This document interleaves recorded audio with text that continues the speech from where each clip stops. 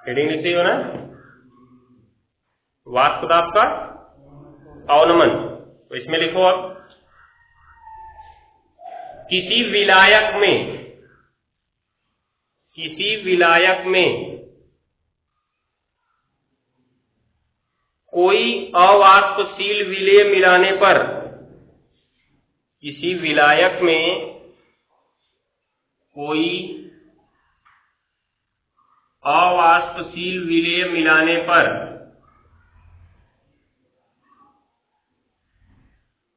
किसी विलायक में कोई अवाष्पशील विलेय मिलाने पर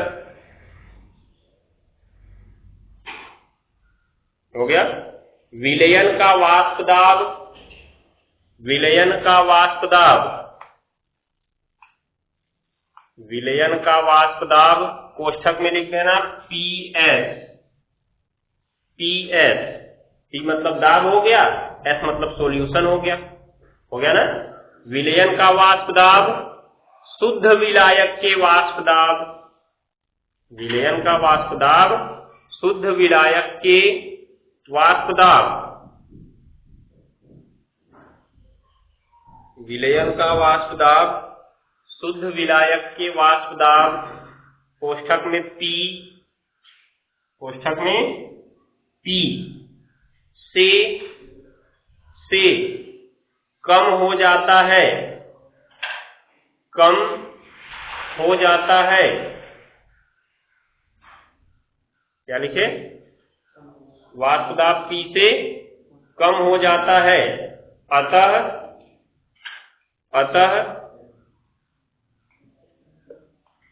हो गया, अतः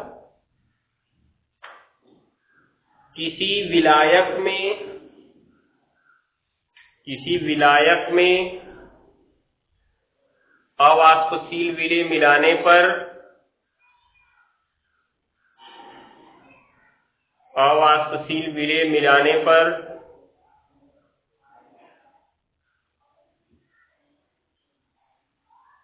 अवाष्पशील विलेय मिलाने पर हो गया विलायक के वाष्प दाब में होने वाली कमी को, अवाष्पशील विलेय मिलाने पर विलायक के वाष्प दाब में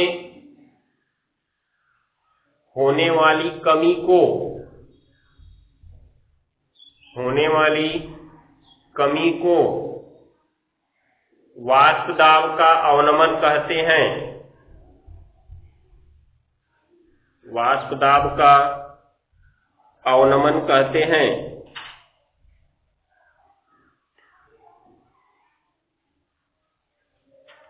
हो गया ना, वाष्प दाब का अवनमन कहते हैं। हो गया, तो ये तो हमारी परिभाषा हो गई। तो यहां से लिखो काली पेन से, अतः ये लिखना, अतः वाष्प दाब का अवनमन बराबर क्या हुआ, इसमें बड़ा कौन है तनिक बताओ तो, PS बड़ा है कि P बड़ा है? हाँ, मतलब इसमें ज्यादा लिखा गया बड़ा है। ध्यान से समझो, कह रहा है उसका वाष्प दाब कम हो रहा है, ठीक है ना। ये विलयन का है और नीचे किसका है? विलायक, विलय नहीं, विलायक का। तो पहले हमारे पास कौन था? पहले ही तुम्हारे पास विलयन हो जाता है कि पहले विलायक रहता है? पहले विलायक रहता है ना।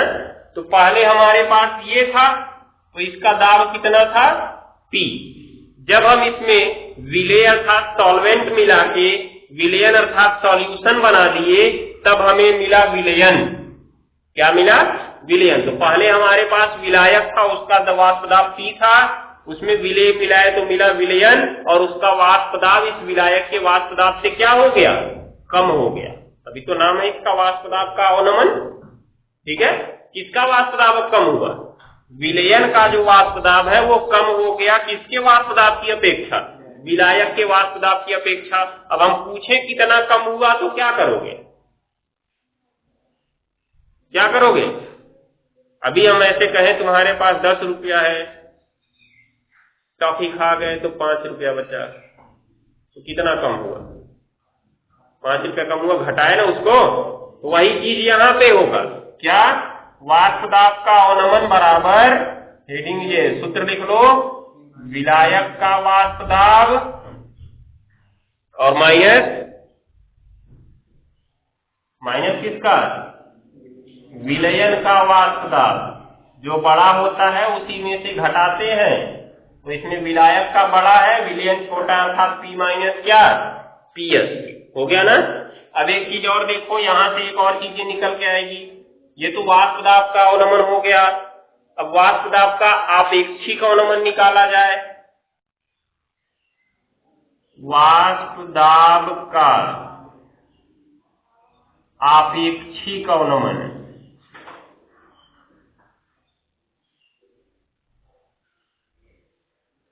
जैसे कहा जाए कि 100 में से तुमने 50 नंबर प्राप्त किए, अर्थात कितना भाग तुमने प्राप्त किया? आधा भाग तुमने प्राप्त किया ना 100 का। कैसे आधा भाग पता चला? 50 तुमने प्राप्त किया, और किस में से प्राप्त किया? 100 में से। ठीक है, तो ये हो गया हमारा कितना भाग हमने प्राप्त किया, अर्थात यही हो गया आपेक्षिक संख्या। क्या हो गया? आपेक्षिक संख्या। आपेक्षिक संख्या का मतलब जब किसी मान को किसी दूसरे मान के सापेक्ष निकाला जाए तो उसे हम आपेक्षिक मान कहते हैं। जब किसी मान को किसी दूसरे मान के सापेक्ष निकाला जाए तो उसे हम क्या कहते हैं? आपेक्षिक संख्या कहते हैं या आपेक्षिक मान कहते हैं। तो यहाँ पे देखो 50 को हमने 100 के सापेक्ष निकाला ना। क्यों 50 को हमने 100 के सापेक्ष निकाला? क्योंकि 50 हमने प्राप्त किया था, 100 कुल था। दिखाई दे रहा है ना? इसी प्रकार जब हम वाष्प दाब का आपेक्षिक अवनमन की चर्चा करते हैं तो आपेक्षिक अवनमन क्या है? ये अवनमन है ना, P माइनस PS। ये P माइनस PS अवनमन हो गया, और किसके सापेक्ष कम हुआ? ये क्या था हमारे पास पहले? विलायक था ना, तो विलायक के सापेक्ष ही तो कम हुआ। तो क्या करेंगे यहाँ पे आपेक्षिक अवनमन निकालने के लिए? देखो जितना हमने प्राप्त किया, अर्थात जितना अवनमन हुआ उसको ऊपर रखोगे, तो क्या रखेंगे ऊपर? वाष्प दाब का अवनमन। और ये किसके सापेक्ष कम हो रहा है? विलायक के सापेक्ष कम हो रहा है, तो नीचे रख देंगे हम विलायक का वाष्प दाब। तो सूत्र इसका क्या बन जाएगा? ऊपर बना P माइनस PS और नीचे क्या बना? P। नोट कर लो इसको। यहाँ से अवनमन मिला और ये आपेक्षिक अवनमन मिला। ये जरूरी है क्योंकि इसी से अभी राउल्ट का नियम बनेगा। हाँ, दोनों लिखना। पहले अवनमन जानोगे तभी तो आपेक्षिक अवनमन जान पाओगे।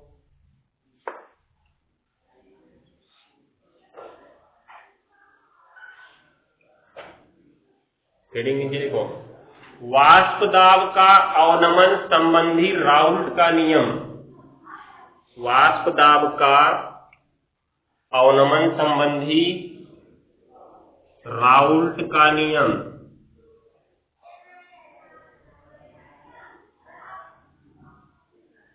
वाष्प दाब का अवनमन संबंधी राउल्ट का नियम।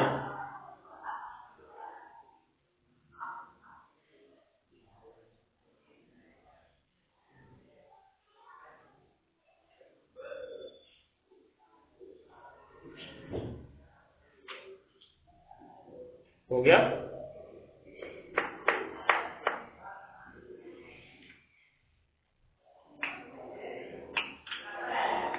हो गया ना? अब लिखो,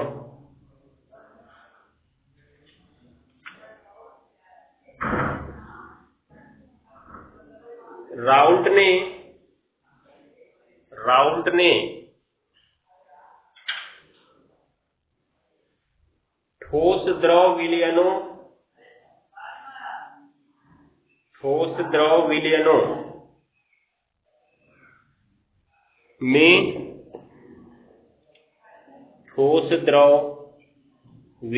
में हो गया? ठोस द्रव विलयनों में वाष्प दाब का अवनमन संबंधी एक नियम दिया। वाष्प दाब का अवनमन संबंधी एक नियम दिया।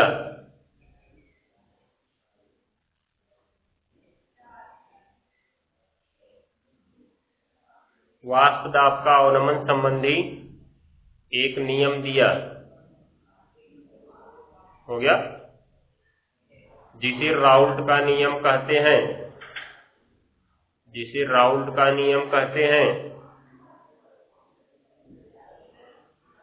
इस नियम के अनुसार, इस नियम के अनुसार,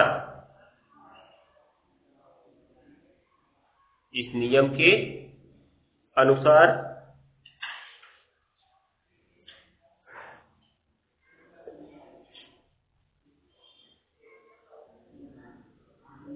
इन्वर्टेड कॉमा में लिखना, इन्वर्टेड कॉमा में, किसी ठोस द्रव विलयन में, किसी ठोस द्रव विलयन में वाष्प दाब का आपेक्षिक अवनमन, किसी ठोस द्रव विलयन में वाष्प दाब का आपेक्षिक अवनमन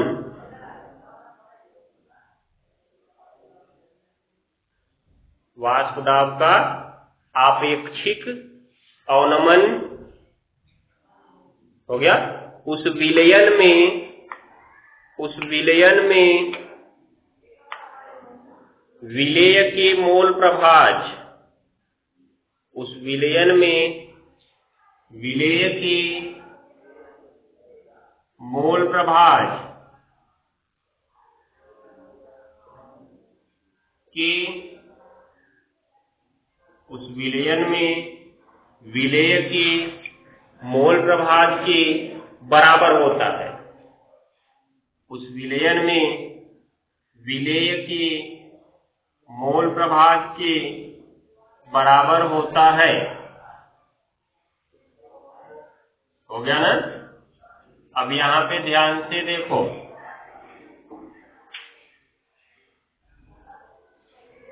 अतः हम कह सकते हैं राउल्ट के नियम अनुसार वाष्प दाब का आपेक्षिक अवनमन बराबर विलेय का, विलेय का क्या, मोल प्रभाज होगा ना। अब क्या हुआ, वाष्प दाब का आपेक्षिक अवनमन अभी हमने क्या पढ़ा, C माइनस CS बट्टे P, और विलेय का मोल प्रभाज हमने पीछे क्या पढ़ा, N बट्टे N प्लस N। यही सूत्र तो पढ़े थे ना हम लोग, जहां N बराबर किसके मोल, विलेय के मोल, और कैपिटल N बराबर किसके मोल जी, विलायक के मोल। इसमें हम लोग सवाल भी लगाए थे, 2-3 सवाल लगाए थे इसमें, ठीक है ना। तो ये तो हमारा पहला सूत्र हो गया। अब इसी सूत्र से राउल्ट का एक नियम और बनाया गया। कैसे, देखो, दोनों पक्षों में से एक घटाने पर, दोनों पक्षों में से एक घटाएं, ठीक है, नहीं, घटाना तो पड़ेगा ही, नहीं तो एक काम करो, इसलिए ऐसे लिख सकते हो, उसको ध्यान से देखना। कैसे लिख सकते हो, एक चीज ध्यान दो, इस प्रकार की अगर कोई भिन्न है तो इसको हम अलग अलग तोड़ सकते हैं अंश बट्टे हर के रूप में। कैसे तोड़ते हैं, अंश का पहला पद और बटे क्या, पूरा हर, माइनस अंश का दूसरा पद बटे क्या, पूरा हर। ये ध्यान देना, तोड़ते समय हर हमेशा पूरा लिखना है, अंश में बदलाव करेंगे। अंश का पहला पद क्या था, P लिखे ना, हर क्या था नीचे, P लिख दिए, फिर माइनस लगा है, माइनस लगाओ। अंश का दूसरा पद क्या है, PS लिखे, हर क्या है उसका, P, नीचे P लगा दिए, हो गया ना। हर हमेशा वही लिखना, हर में बदलाव नहीं होगा, अंश टूटेगा। बराबर क्या बचा जी तुम्हारा, N बट्टे N प्लस N। अब एक चीज देखो, P बट्टे P का मान क्या होता है, कट जाएगा तो क्या बचेगा, एक। ये वाला इधर माइनस में है ना, इसको उधर भेज के प्लस करो, इसको उधर बुला के माइनस कर दो, तो n प्लस क्या हो जाएगा, n बराबर PS बट्टे क्या हो जाएगा जी, P। दिखाई दे रहा है। तो अब क्या करें, इधर देख लो, इधर लगा देते हैं, क्या होगा, n प्लस n इसमें लसा ले लोगे, तो इसका गुणा तिरछा एक में हो जाएगा, अर्थात ये n प्लस n हो जाएगा, और माइनस क्या है, स्मॉल n बराबर क्या बचा जी, PS बट्टे P। ठीक है, तो यहाँ पे क्या बचा, ये n बट्टे n प्लस n बराबर PS बट्टे P। ये क्या है,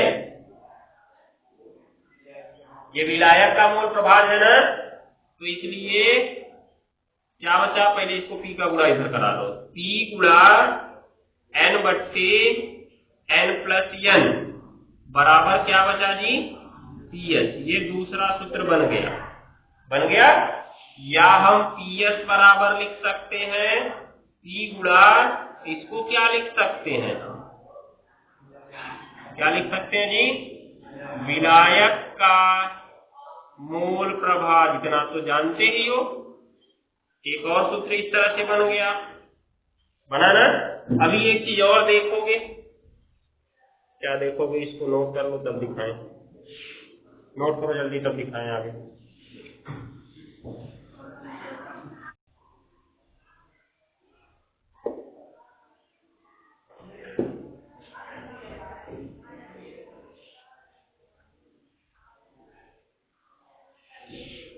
अब देखो, एक चीज ध्यान देना,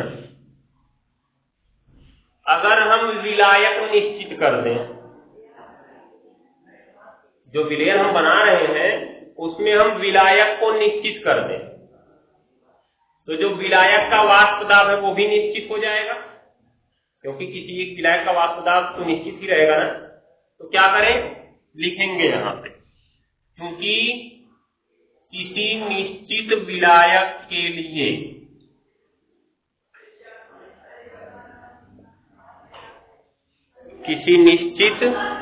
विलायक के लिए क्या होगा जी,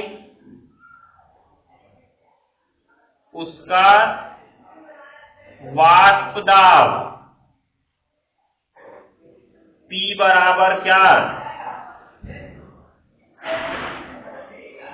जब विलायक निश्चित तो उसका वाष्प दाब भी निश्चित, और किसी भी निश्चित चीज को हम स्थिरांक कहते हैं, जिसका मान निश्चित होता है उसे हम क्या कहते हैं, स्थिरांक कहते हैं, कांस्टेंट। तो क्या हो गया, विलायक हमने निश्चित किया तो उसका वाष्प दाब क्या हो गया, स्थिरांक हो गया। अब एक चीज सोचो, जब हम अनुक्रमानुपाती का चिन्ह हटाते हैं तो एक स्थिरांक लगाते हैं ना, और अगर स्थिरांक हटाते हैं तो क्या लगाते हैं, अनुक्रमानुपाती का चिन्ह लगाते हैं।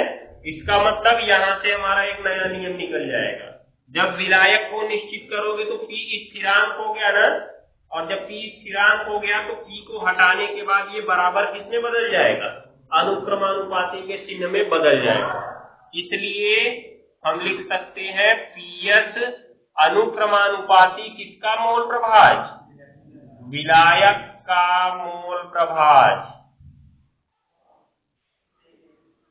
ठीक है, यहां से राउल्ट का एक और नियम निकल के आ गया। PS है क्या, PS था क्या, विलयन का वाष्प दाब था ना, तो हम यहां से क्या कह सकते हैं कि अतः हम कह सकते हैं कि राउल्ट के नियमानुसार विलयन का जो वाष्प दाब होता है विलायक के मोल प्रभाज के क्या होता है, समानुपाती होता है या अनुक्रमानुपाती होता है। तो दोनों में से राउल्ट का चाहे जो नियम लिख सकते हो तुम, ठीक, अगर एक नंबर में आता है तो कोई भी नियम लिख सकते हो, चाहे जो ऊपर वाला लिखवाए चाहे इसके नीचे जो लिखें।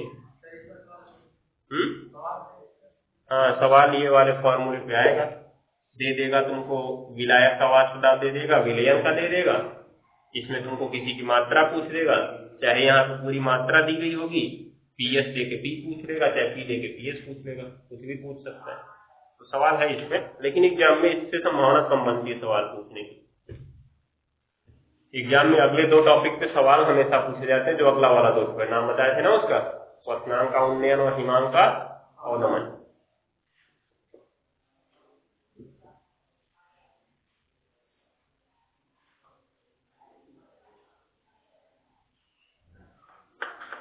नोट करो जल्दी, ये वाला नोट करो, उसको नीचे इसका नियम लिखवाएं। इसके नीचे फिर काली पेन से लिखो, अब इसके नीचे लिखना है अतः राउल्ट के नियमानुसार, कॉमा इन्वर्टेड कॉमा में, अतः राउल्ट के नियमानुसार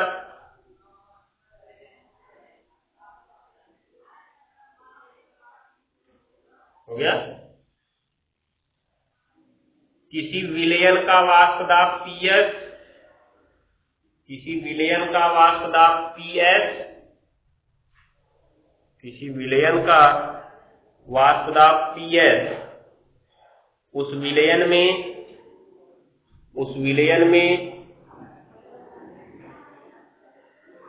विलायक के, किसी विलयन का वाष्प दाब PS, उस विलयन में विलायक के मोल प्रभाज के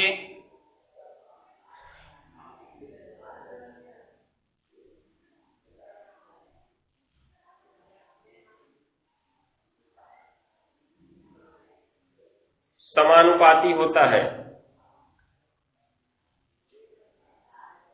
समानुपाती होता है। हो गया, बस यहां से राउल्ट का नियम समाप्त होता है। आगे इसमें और चीजें हैं, इसकी सीमाएं हैं, इससे हम एक आसान सूत्र निकालेंगे जिससे हम सवाल जल्दी से लगा लें, उसको कल पढ़ेंगे हम लोग।